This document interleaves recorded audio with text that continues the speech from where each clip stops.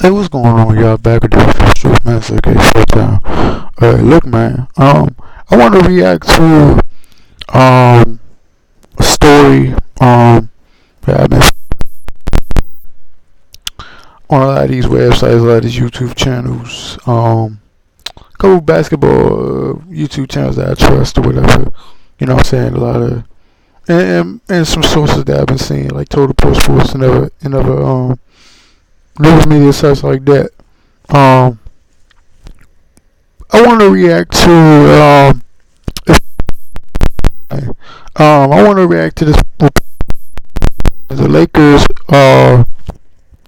will be looking to trade Lonzo Ball, and not just Lonzo Ball. I want to make this very clear. They're not just looking to trade Lonzo Ball, or reportedly looking to trade Lonzo Ball. It's Brandon Ingram and also Kyle Kuzma for the right price, as they say in the pieces that I read and the videos that I've listened to. But considering Lonzo got all this hype and all this other shit surrounding him, because it ain't like Brandon Ingram, not a first round, right? Oh, okay, yeah. I just wanted to be sure. I just wanted to be sure because the dude they got drafted a year before him, a couple years before him. You know what I'm saying? They wanna act like he not a top 2 pick either. And also Kyle Kuzma, the guy that was the late first round. He's gonna be a star. He's the best player on the Lakers. All that he getting traded. He reported getting traded too, for whatever reason. I'm not here to talk about my personal feeling on that shit. I'm just here to talk about. I'm not here to talk about my personal feeling in terms of like the hypocrisy that all these fans, especially these fake ass basketball fans and these so-called Laker fans, that sit up there and is bashing these kids right now, bruh. What I'm here to talk about is basically the trade itself.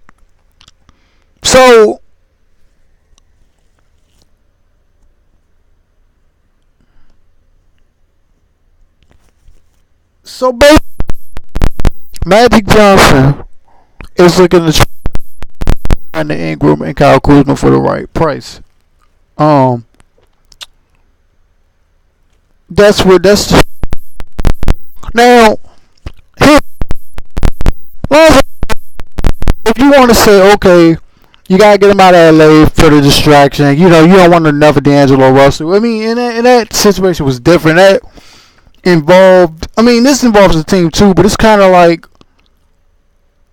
it doesn't like that. That was an internal thing where it's kind of like the LeVar Ball, Lonzo Ball dynamic is kind of outside for the most part, because LeVar is always speaking to the media and saying all these things.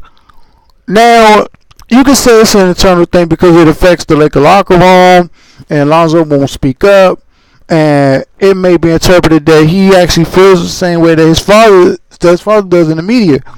But here's my thing: why do y'all listen to this clown? Hey, bro, all you fake ass basketball fans, you fake ass so-called Laker fans that's sitting up here bashing this kid, talking about, oh, he don't got the stats, he don't get, motherfucker, he's a point guard. He's a point guard. Do you know what the fuck a point guard does? A point guard sets up the offense, manufactures the offense. A point guard runs the sets that the coach. He's an extension of the coach on the court, bruh. Darren Williams, Calvin Irvin to a certain extent when he was younger than Cleveland. Those dudes set up the offense. They weren't like,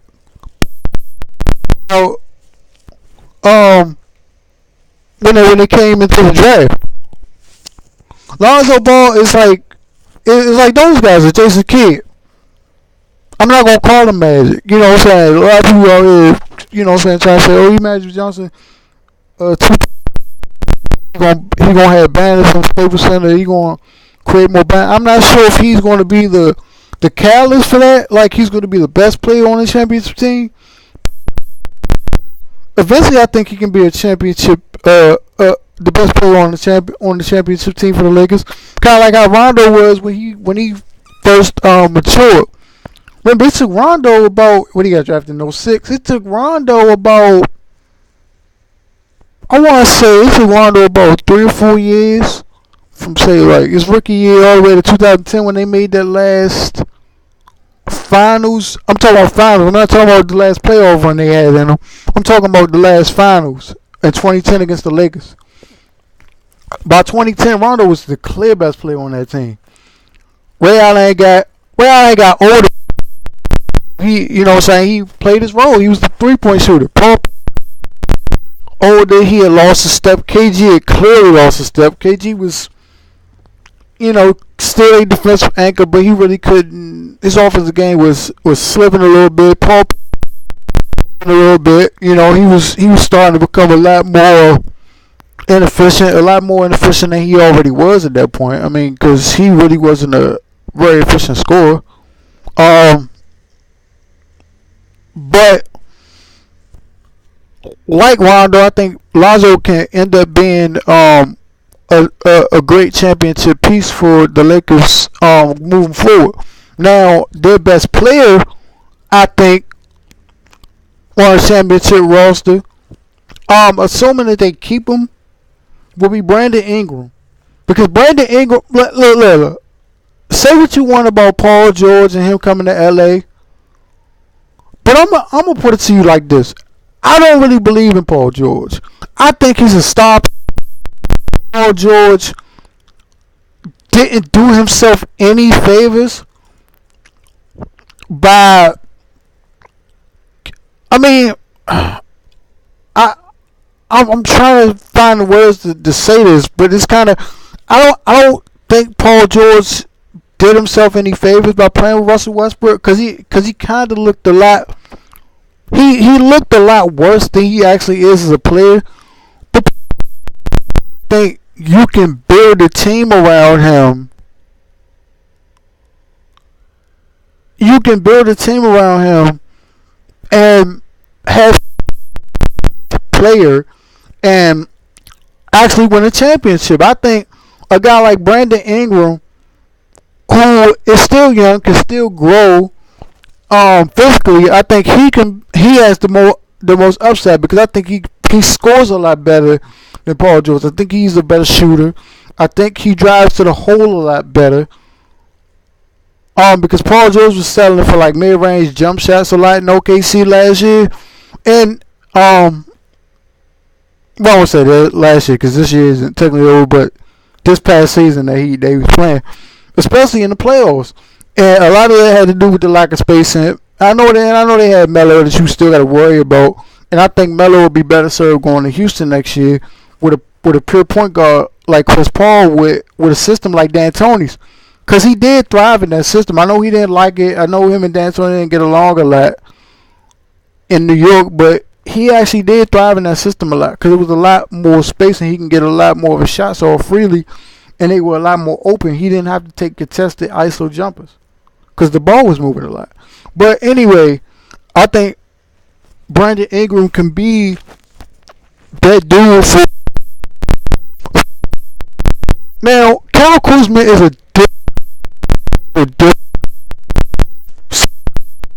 a lot of people was ranting and raving talking about, Kyle Kuzma showing a lot more heart than Lonzo. He doing this for a lot. First of all, like I said, Lonzo is a passer. I like to use the word pure point guard because there is no such thing as a pure point guard. You're a point guard regardless of what you do, whether you score to set the offense or whether you pass to set the offense. The goal of the point guard is to set up the offense and to run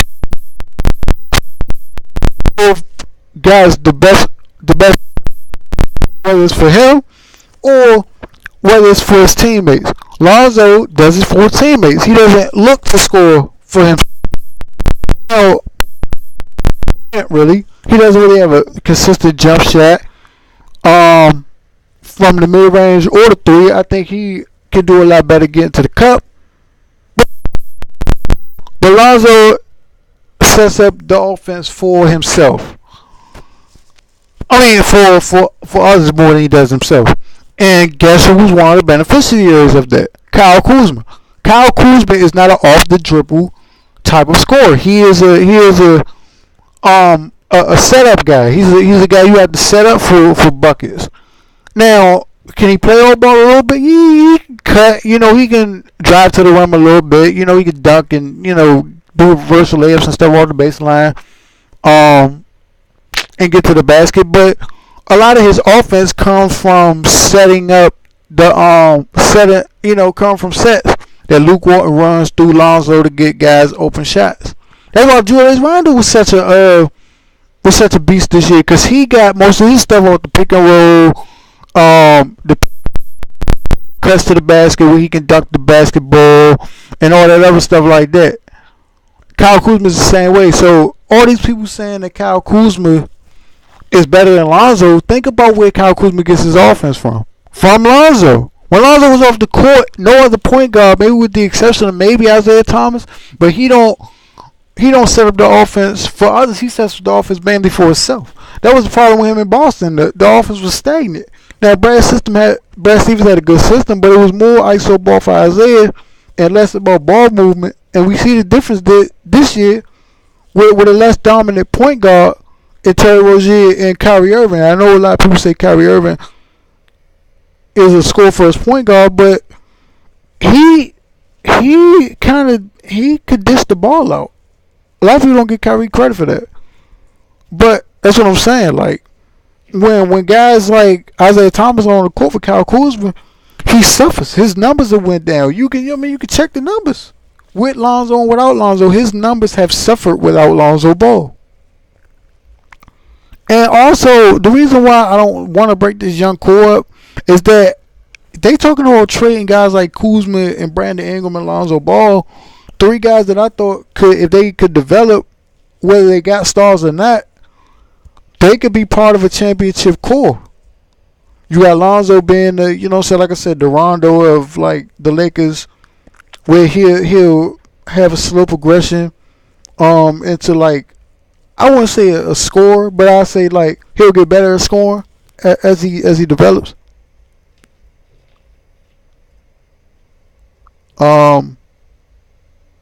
I think Brandon Ingram could be a great scorer, a great 20 to 25 point per game scorer. I think he has that.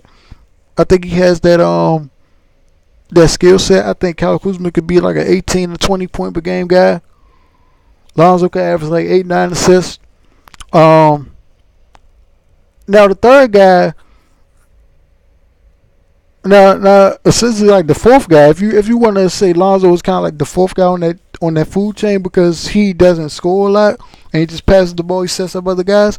The third guy in that rotation, or the first guy, if you think is the first option, because he's a bigger star than those other two, is maybe Paul George if they get him, DeMarcus Cousins if they get him, and they can essentially sign both.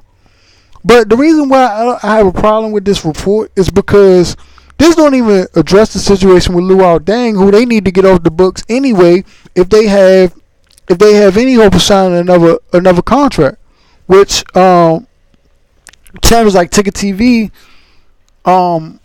referenced in his videos the other day that I watched. If they don't get Luol Deng off the books, like, why are you trading young pieces for? Like, why? Like, I see a reason to trade Lonzo, but come on, dog. Like, you gonna let this dude blow smoke up your ass because he talking about his son being better than Steph Curry? His son being better than LeBron James kid or Jason Kidd or not wanting help from Kobe Bryant? Y'all gonna listen to this fucking clown? I got more to say on this shit, but I'm gonna be cool on this. I'm gonna be cool on this shit right now. Anyway, man, I'm out.